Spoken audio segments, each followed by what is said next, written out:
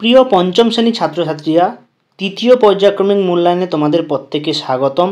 তো দেখো, ফাইনাল পরীক্ষা তোমাদের পরিবেশ বিজ্ঞানের আগের দিন আমি 1 নম্বর স্কুলটা করিয়ে দিয়েছিলাম, আজকে 2 নম্বর স্কুলটা করব।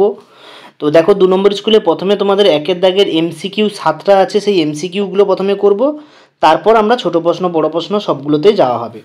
তো দেখো কি কি বলেছে প্রশ্নগুলো। প্রথমে আমরা স্কুলটার নাম দেখব, Bankura Christian college gate school. এই স্কুলটা হচ্ছে তোমাদের বাঁকুড়া জেলার অন্তর্গত। তো প্রথমে বলেছে দেখো, লোকালয়ের মাঝে যেসব ছোট ছোট বন তৈরি হয় সেগুলোকে কি বলে। লোকালয়ের মধ্যে যে বন তৈরি তাকে কি বলা হয় না, সমাজভিত্তিক বন। কর দাগেরটা হবে সঠিক উত্তর, সমাজভিত্তিক বন। তারপর দুইটা দেখো, কয়লা খনির মধ্যে অক্সিজেন পাঠানো হয়, তার কারণ কি?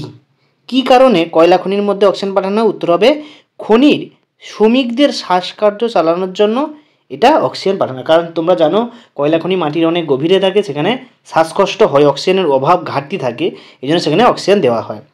এর পরের প্রশ্নটা দেখো, সূর্যের আলো দিয়ে কি তৈরি হয়? সূর্যের আলো দিয়ে এখানে তোমরা জানো সূর্যের আলো দিয়ে কী তৈরি হয় বলতো? বিদ্যুৎ তৈরি হয়, যেটাকে আমরা বলি সৌরশক্তি, সোলার লাইট, বিদ্যুৎ তৈরি হয়।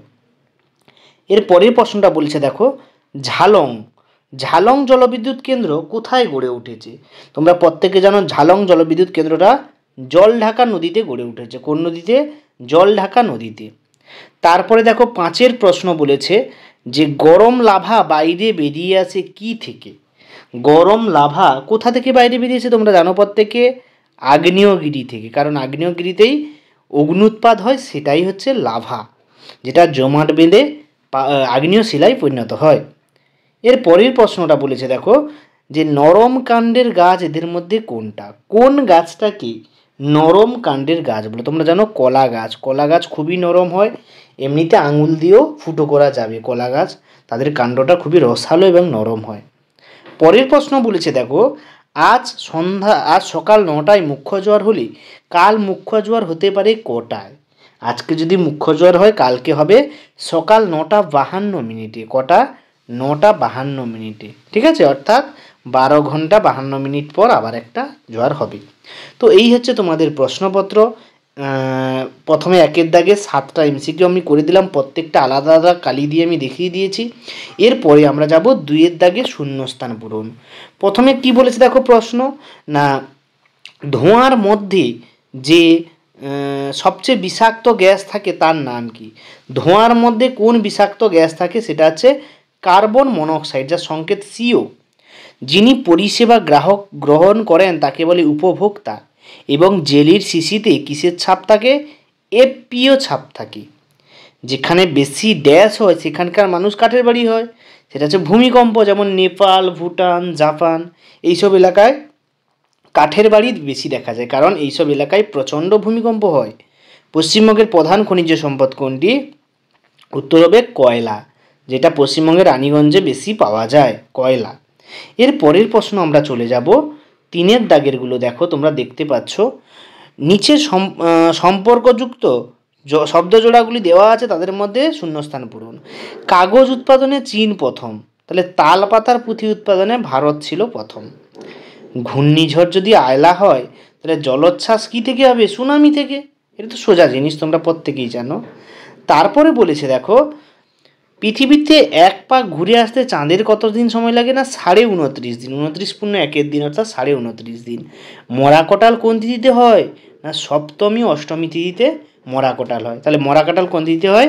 সপ্তমী ও অষ্টমী তিথিতে। এরপরে আমরা চলে যাচ্ছি পরের পেজে, যে প্রশ্নগুলো দিয়েছে আমরা এই পেজে সবগুলো করলাম। এরপরে যাচ্ছি আমরা 220 নম্বর পেজে। দেখো তোমাদের যাদের কাছে বই আছে তোমরা অবশ্যই দেখতে পাবে। এর পরের প্রশ্ন আমরা চলে যাচ্ছি। দেখো না বলেছে কোন নদীকে কেন্দ্র করে ডিভিসি গড়ে উঠেছে? তোমরা জানো দামোদর নদী, কারণ ডিভিসির পুরো নাম হচ্ছে দামোদর ভ্যালি কর্পোরেশন। কেরোসিন কি থেকে তৈরি হয়? পেট্রোলিয়াম থেকে। বিশ্ব বয়স্ক দিবস পালন করা হয় কত তারিখে? 1 অক্টোবর। শিশুদের লেখাপড়ার অধিকার আইন কত বছর বয়স পর্যন্ত? 14 বছর বয়স পর্যন্ত তাদের লেখাপড়ার অধিকার আছে। মুখ্য জোয়ার ও গৌণ জোয়ারের মাঝে কি হয়? না ভাটা হয়। মুখ্য জোয়ার এবং গৌণ জোয়ারের মাঝখানে কি তৈরি হয়? না ভাটা তৈরি হয়। এরপরে আমরা চলে যাচ্ছি বাম স্তম্ভের সঙ্গে ডান স্তম্ভ মেলন। দেখো এটা খুবই ইম্পর্টেন্ট, আমি প্রতিটা কালারিং করে তোমাদের দেখিয়ে দিচ্ছি যে কোনটার সঙ্গে কোনটা মানানসই হবে। তো দেখো এক এক করে প্রথমেই বলেছে তোমাদের যে 2009 সালে, তোমরা জানো প্রত্যেকে 2009 সালে কি তৈরি হয় না, আয়লা তৈরি হয়, মানে দুর্ধর্ষ ঘূর্ণিঝড়, যাতে অনেক প্রাণী গাছগাছড়া মারা যায়, সেটা হচ্ছে আয়লা ঝড়। এর পরেরটা দিয়েছে আমাদের 1853 সালে। 1853 সালে মনে রাখবে দেশে যাত্রী নিয়ে প্রথম ট্রেন চালু করা হয়। কে প্রথম এই ট্রেনের মানে উদ্যোক্তা কে ছিল না, ইংরেজ লর্ড ডালহৌসি, মনে রাখবে এর নেতৃত্বে 1853 সালে প্রথম ট্রেন চালু হয়। তারপরে বলেছে দেখো না 1854 খ্রিস্টাব্দে, 1854 খ্রিস্টাব্দে কী হয় গো না, হাওড়া থেকে হুগলি পর্যন্ত ট্রেন চালু হয়। হাওড়া থেকে হুগলি হচ্ছে ট্রেন চালু, আর 1853 খ্রিস্টাব্দে মুম্বাই থেকে থানে পর্যন্ত ট্রেন যায়। 1914 সালে প্রথম কি হয় না, 1914 সালে প্রথম রিক্সা, মানুষ বহন করে মানুষবাহী রিক্সা প্রথম চালু হয়। আর 2004 সালে তোমরা প্রত্যেকে জানো 2004 সালে কি হয় না, 2004 সালে সুনামি দেখা যায়। তো এই হচ্ছে তোমাদের বাম স্তম্ভ ডান স্তম্ভ মিলন। দেখো আমি প্রত্যেকটা কালারিং করে দেখিয়ে দিয়েছি, এইভাবে তোমরা করবে। এরপরে আমরা চলে যাচ্ছি পরের দাগে। আমি প্রথমে প্রশ্নগুলো পড়ে নিই, তারপরে অ্যান্সারগুলো একটা একটা দিচ্ছি। প্রথমে বলছে নৌকোর হাল ও দাঁড়ের কাজ কি, 6 দাগের একেরটা। তো তোমরা দেখতে পাচ্ছ 6 দাগের একেরটা এইখানে দেওয়া আছে। দেখো এই যে নৌকোর হাল কি কাজ করে এবং নৌকোর দাঁড় কি কাজ করে, এই দুটো লিখে দিলে হয়ে যাবে, ঠিক আছে। এই দুটো আমি দেখিয়ে দিচ্ছি তোমাদের। হালটা দেখো এবং দাঁড়টা এদিকে আছে, দেখতে পাচ্ছ, এটা হচ্ছে দাঁড়, এটা হচ্ছে হাল কি কাজ করে। পরের প্রশ্ন, রাস্তা চলার সময় তুমি কি কি সাবধানতা অবলম্বন করবে।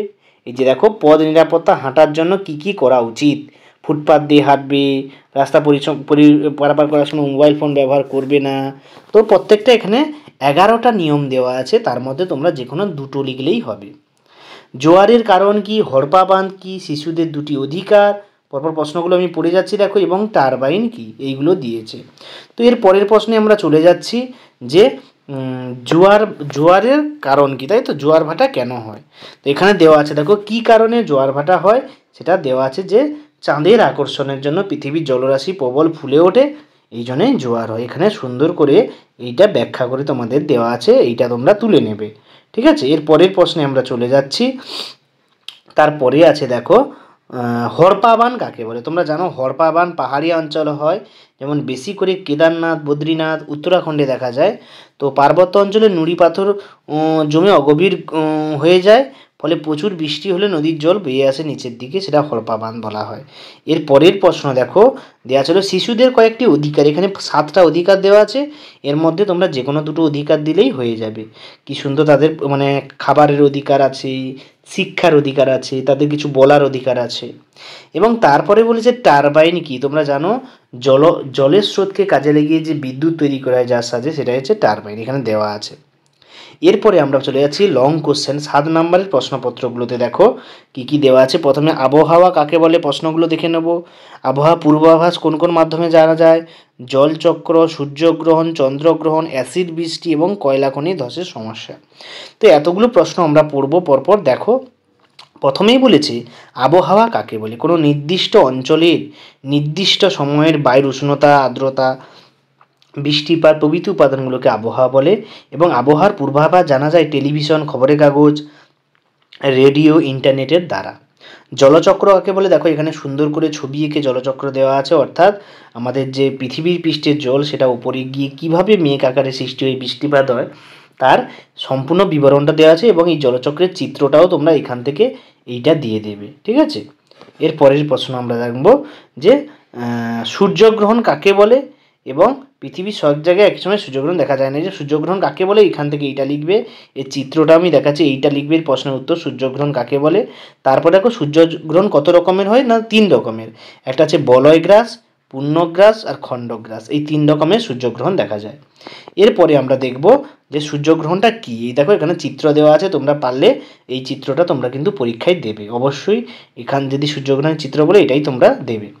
এরপরে বলেছিল চন্দ্রগ্রহণ কোন তিথিতে হয়, এখানে দেখো লেখা আছে চন্দ্রগ্রহণ হয় পূর্ণিমা তিথিতে, এটা কিন্তু চন্দ্রগ্রহণের দেখাচ্ছি আমি। দেখো এখানে চন্দ্রগ্রহণ লেখা আছে, চন্দ্রগ্রহণ পূর্ণিমা তিথি এবং চন্দ্রগ্রহণের চিত্র দেখো এখানে আমি চিত্রটা এঁকে দিয়েছি।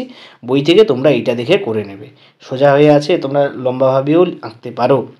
তারপরে প্রশ্ন, অ্যাসিড বৃষ্টির প্রভাব আলোচনা করো এবং অ্যাসিড বৃষ্টি কেন হয়।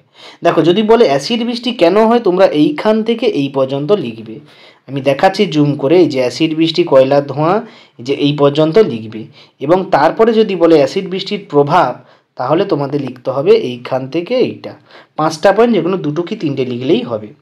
তো অ্যাসিড বৃষ্টিটা আমাদের হয়ে গেল। তারপরে বলেছে কয়লা খনি অঞ্চলে ধস মোকাবিলা করা যায় কিভাবে, একটা চিত্রসহ দেখাতে বলেছে। তো এখানে দেখো এই যে কয়লা খনি অঞ্চলে ধস কিভাবে হয়, এখানে চিত্র দেওয়া আছে, এই চিত্র অনুযায়ী তোমরা একটা চিত্র আঁকবে। গাছ লাগাতে হবে বেশি করে, ফাঁকা জায়গাগুলি ভরাট করতে হবে এবং কাজ করার সময় অবশ্যই সতর্কতা অবলম্বন করতে হবে। তো এই হচ্ছে তোমাদের পরিবেশ বিজ্ঞানের 2 নম্বর স্কুলের সমস্ত সলিউশান। তো এক এক করে আমি সমস্ত স্কুলের সলিউশানগুলো দিয়ে দেবো। তো তোমরা চ্যানেলটা দেখতে থাকো এবং যারা নতুন অবশ্যই সাবস্ক্রাইব করবে, লাইক করবে, শেয়ার করবে বন্ধুদেরকে। কোনো সমস্যা থাকলে কমেন্ট বক্সে লিখে জানাও। যদি তোমাদের কোনো উত্তর ভুল মনে হয় তোমরা কমেন্টে জানাতে পারো, এবং যদি তোমরা উত্তরগুলো পেয়ে খুশি মনে হয় তোমরা অবশ্যই একটা কমেন্ট করে যাবে যে তোমরা পশ্চিমবঙ্গের কোন জায়গা থেকে দেখছো আমার এই চ্যানেলটা। ধন্যবাদ সবাইকে, দেখা হচ্ছে পরের ভিডিওতে, পরের প্রশ্নপত্র নিয়ে আলোচনা করব।